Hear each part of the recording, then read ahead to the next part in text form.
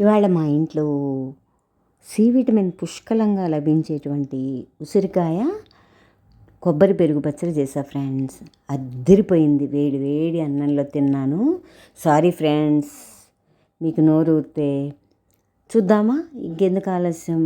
నేను ఇవాళ 5 కాయలు తీసుకున్నా, ఉసిరికాయలు పెద్దవి, బాగా కండపట్టినవి. శుభ్రంగా కడిగేసి నీళ్ళల్లో తుడిచేసేసి చిన్న చిన్న ముక్కలుగా ఈ విధంగా కట్ చేసేసి పక్కన పెట్టుకోండి.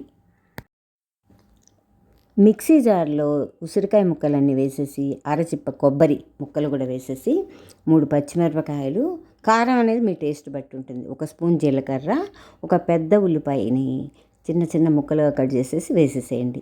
అవన్నీ కూడా మెత్తగా గ్రైండ్ చేసేసి పక్కన పెట్టుకోవాలి.